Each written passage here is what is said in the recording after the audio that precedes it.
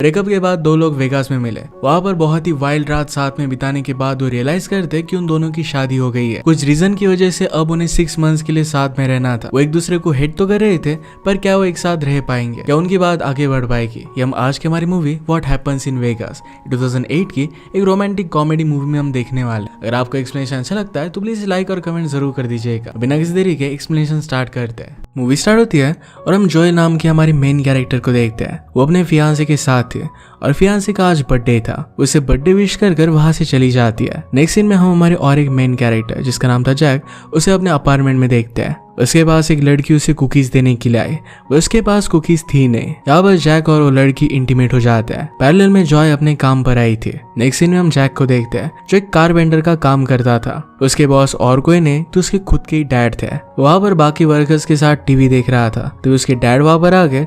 उन्हें देखकर वो टीवी बंद कर देता है। डैड बहुत ही ज्यादा गुस्सा हो गया और उसे डायरेक्टली फायर कर देते हैं। जैक ने उनसे सिंसियरली और एक चांस मांगा तो डैड उसे दे देते हैं। उसे बास्केटबॉल खेलने के लिए लेकर गए। अगर वहां पर जैक जीत जाता है तो उसे वो फायर नहीं करेंगे। मैच में उसके डैड उसे जीत गए और इसी वजह से उसे फायर कर दिया जाता है। रात में जॉय अपने फ्रेंड्स के साथ मिलकर अपने फियांसे के लिए सरप्राइज बर्थडे प्लान करती है। फियांसे का आने का टाइम हो गया था तो सब लोग वहां पर छुप जाते हैं। जॉय फियांसे को सरप्राइज करने के लिए बाहर ही रुकती है। फियांसे जब वहां पर पहुंचा तो जॉय ने उसे हैप्पी बर्थडे कहा। वो उसे कहता है कि मैं तुमसे शादी नहीं कर सकता। ये सारी बात जॉय के फ्रेंड्स ने सुन ली थी। इसके बाद एम्बैरस होकर वो वहां से चली गई। नेक्स्ट सीन में जॉय और उसकी फ्रेंड के बीच में बात होती है। उसे समझाती है और लास वेगास चलने के लिए कहती है। पैरेलल में जैक अपने फ्रेंड हिटर के साथ बैठा हुआ होता है। वो भी उसे कहता है कि हमें लास वेगास जाकर वहां पर चिल करना चाहिए।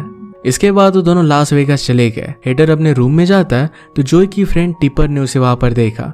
उसे देखकर वो जोर से चिल्लाती है। उसे मारने लग गए तो उसका साथ देने के लिए जॉय भी वहां पर आ जाती है। सिचुएशन को हैंडल करने के लिए जैक वहां पर आ गया पर इसे हैंडल नहीं कर पाता। थोड़ी देर में सब लोगों को समझ में आ जाता है कि चारों को एक ही रूम दिया गया था। इसी वजह से कंफ्यूजन हुई थी। अब इस कंफ्यूजन की वजह से जैक वहां के मैनेजर से बात करता है। डैमेज कंट्रोल के तौर पर उसने बहुत सारे पासेस ले लिए जिसमें क्लब्स, कैसीनो और होटल के बिल्स वगैरह सब भी इंक्लूडेड थे।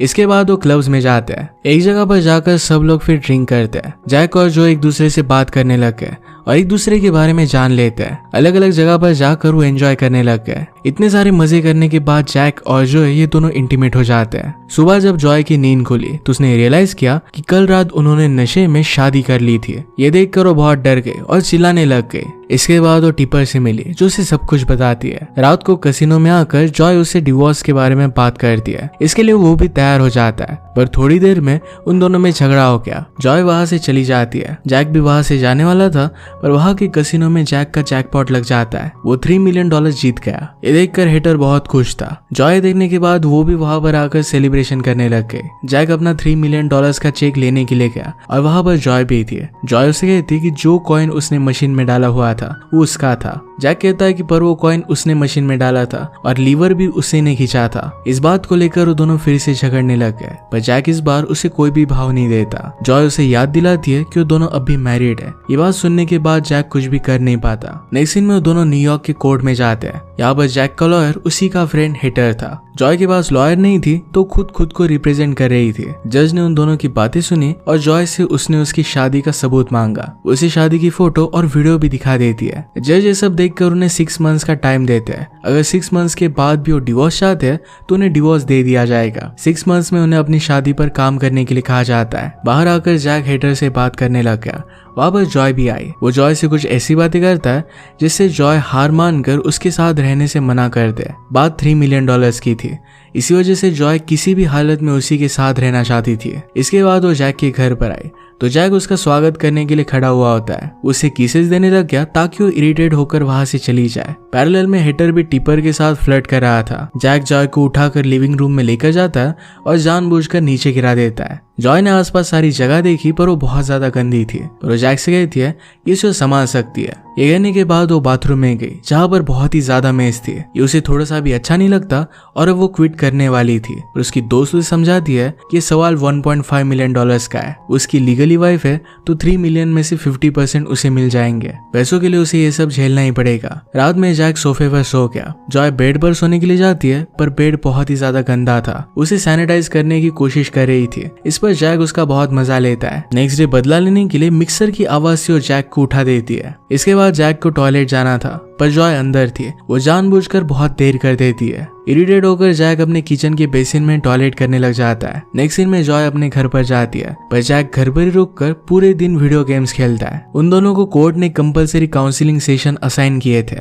तो दोनों उस सेशन के लिए जाते हैं। काउंसिलर जैक से पूछती कि उसकी हॉबीज क्या है। जैक उससे कहता है कि मेरी सिर्फ एक ही हॉबी है, मेरी वाइफ से प्यार करना और उससे मैं बहुत प्यार करता हूँ। जब जॉय से पूछा गया तो वो भी यही कहती है कि वो भी जैक से बहुत ज्यादा प्यार करती है। काउंसिलर स्मार्ट थी और उनके झूठ को पकड़ लेती है। उन दोनों को वहां से जाना पड़ता है। नेक्स्ट सीन में जॉय पॉपकॉर्न खा रही थी तभी वहां जैक अपने हाथ अपनी पैंट में डाल देता है और उसी हाथ से वो पॉपकॉर्न खाता है। इससे भी वो इरिटेट नहीं होती तो पॉपकॉर्न उसने अपनी पैंट में डाले और वैसे उसे खाने लग गया। जॉय को इरिटेट करने के लिए कुछ भी कर सकता था। नेक्स्ट सीन में जॉय बाथरूम जाने के लिए गई पर वहां पर डोर ही नहीं था। जैक ने डोर ही निकाल लिया था। जॉय ने इसके बारे में उसे पूछा पर वो कहता है कि वो डोर चोरी हो चुका है। अब बात तो 1.5 मिलियन डॉलर्स की थी, इस वजह से वो कुछ कर भी नहीं सकती। नेक्स्ट सीन में जैक उसकी ड्रिंक में कुछ मिला देता है। इससे वो अपने ऑफिस में हाइपर होके और वो बहुत ही ज्यादा कॉन्फिडेंट हो जाती है। ये देख कर उसका बॉस उसे एक काम के लिए चूज करता है। रात में जैक जब अकेला था तो वहां पर उसके रूम में कुछ लड़की आई। वो यहीं पर कुछ आवाज रुकने वाली थी। जैक ने देखकर बाहर आकर हेटर को कॉल लगाया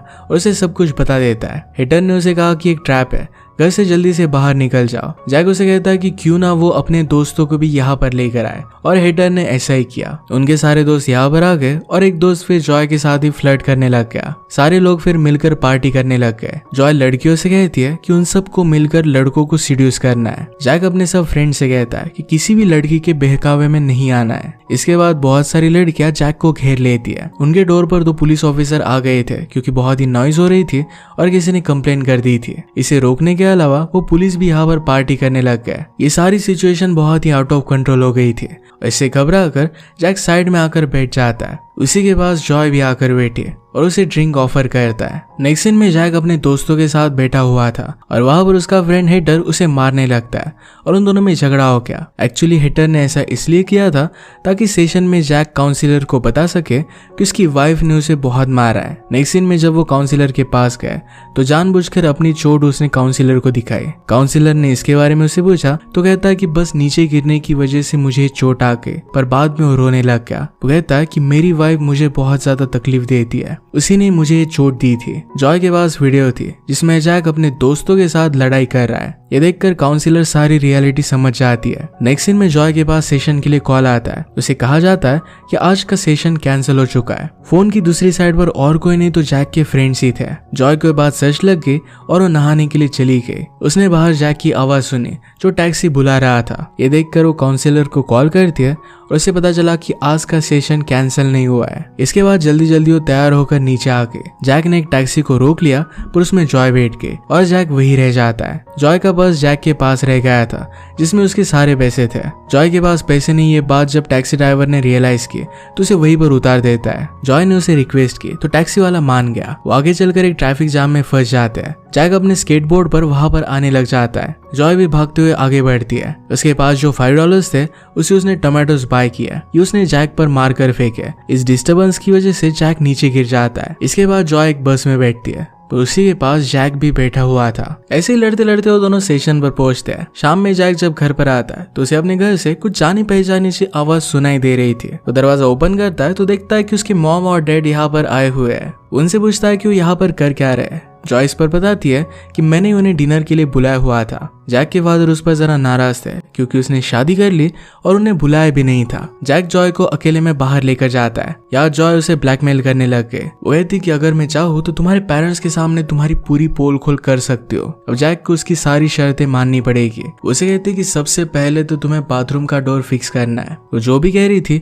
इस सब बातों के लिए जैक मान जाता है। इसके बाद जॉय ने जैक के पेरेंट्स के सामने उसकी बहुत तारीफ की। नेक्स्ट सीन में जैक उसके साथ जो भी हो रहा था ये सारी बातें हेटर को बताता है। जॉय से पीछा छुड़वाने के लिए आइडिया लगा रहा था तभी उसे अपनी वेडिंग रिंग मिल जाती है। एक्चुअल में जॉय की वेडिंग रिंग थी। ये उसे एक्चुअल में उसके एक्स फियांसे मेसन ने दी थी। इससे जैक को एक आइडिया आया। वो डायरेक्टली मेसन से मिलने के लिए जाता है। ये रिंग वो उसे रिटर्न कर कहता है कि जॉय ने इसे थ्रैश में फेंक दिया था। मेसन इस रिंग के लिए उसे थैंक यू कहता है। जैक वहां से जाने लग गया, पर मेसन ने उसे रोक लिया। उसे पूछता है कि जॉय कैसी है। जैक उसे कहता है कि अब वो ठीक है, पर वो हमेशा तुम्हारे बारे में तारीफ करती रहती है। जैक का यही प्लान था कि मेसन को जॉय को याद दिलाए ताकि उन दोनों में फिर से पैचअप हो जाए। अगर ऐसा हो जाता है तो जॉय जैक का पीछा छोड़ देगी। जाते जाते जैक मेसन से कहता है कि कल उसके अंकल पैट का बर्थडे है, वहाँ पर सारी तैयारियां जॉय ने की है। नेक्स्ट डे अंकल के पार्टी पर वो दोनों गए हुए थे। वहाँ पर जैक की मदर भी थी। जैक बच्चों के साथ खेल रहा था। दूर से जॉय उसे देख रही थी।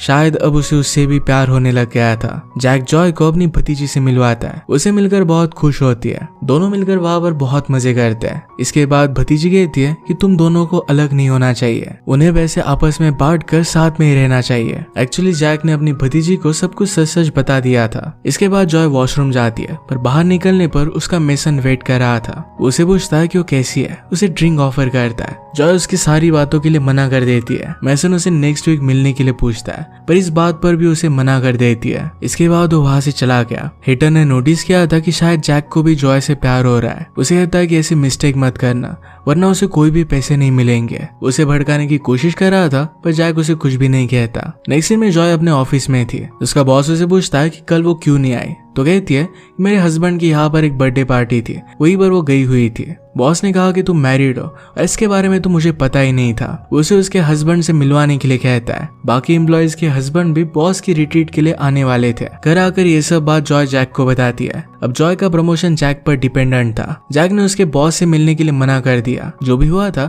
ये सब बात जैक ने हिटर को बताई। हिटर कहता है कि उसके बॉस से मिलने के लिए तुम्हें हाँ कह देना चाहिए था। जॉय के लिए उसका जॉब बहुत ही ज्यादा इंपॉर्टेंट है और इसके लिए वो किसी भी पेपर पर साइन कर देगी। उसे साइन करवाएगा और फिर उसे पूरे $3 मिलियन मिल जाएंगे। जैक इस प्लान के लिए हाँ कर देता है। नेक्स्ट डे जॉय अपनी ऑफिस की पार्टी में अकेली ही गई। उसका हस्बैंड उसके साथ नहीं था, तो इसके बारे में उसका बॉस उसे पूछता है। पीछे से जैक का आवाज आया। जॉय उसे देखकर बहुत ही सरप्राइज थी। उसने बॉस को उससे इंट्रोड्यूस करवाया और जैक ने बॉस के साथ मजाक किया। ये मजाक बॉस को बहुत अच्छा लगता है। यहाँ पर आने के लिए जॉय उसे थैंक यू कहती है। इसके बाद दोनों मिलकर कुछ गेम्स खेलते हैं। रात में सब लोग पार्टी कर रहे थे, तभी जैक को हिटर का कॉल आया। उसने उससे पूछा कि क्या तुमने पेपर्स पर उसके साइन ले लिए। जैक कहता है कि अब तक नहीं लिए। हिटर उसे जल्दी करने के लिए कहता है। इसके बाद जॉय ने पार्टी ज्वाइन की। उसे देखकर जैक को उससे प्यार हो गया था। वो बहुत ब्यूटीफुल लग रही थी। जैक जॉय से मिला और उसकी बालों की तारीफ करता है। उनके पास जॉय का बॉस आया।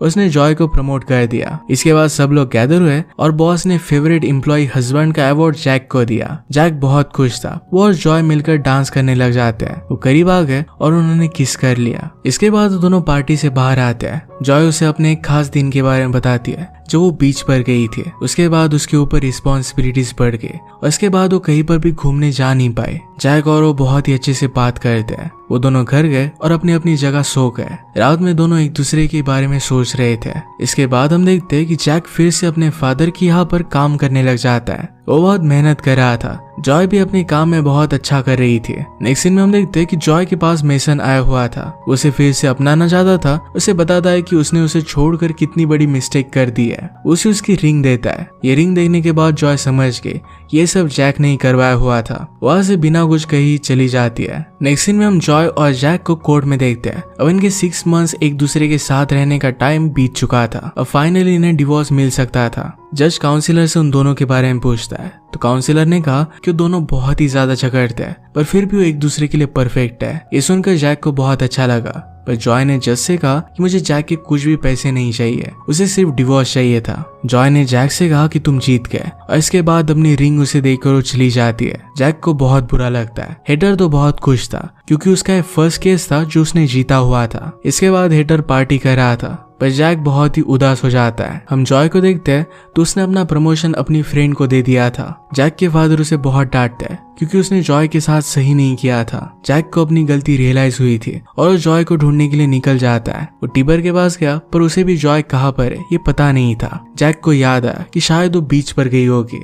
वो अपने फ्रेंड की कार लेता है और वो बीच पर आ गया। वहां पर उसे जॉय मिल जाती है। उसे अपने साथ वापस ले जाने के लिए आया था, पर जॉय उसे मना कर देती है। जैक ने उसे मनाया और अपनी नीज पर आ गया, उसे प्रपोज करता है। जॉय उसका प्रपोजल एक्सेप्ट करती है और इसके बाद हम देखते हैं कि दोनों फिर से शादी कर लेते हैं। एंड में हेडर और ट्रिपर ने भी शादी कर ली थी। इसी के साथ इस मूवी का एंड हो जाता है। अगर आपको एक्सप्लेनेशन अच्छा लगा तो प्लीज लाइक और कमेंट जरूर कर दीजिएगा। ये बहुत सारी मूवीज लेकर आते रहता हूँ, तो प्लीज चैनल को सब्सक्राइब कर दीजिए और बेल नोटिफिकेशन आइकन दबाना मत भूलिएगा। वैसे मिलेंगे और एक नई मूवी के साथ, तब तक के लिए थैंक यू और आप अपने आप का ख्याल रखिए।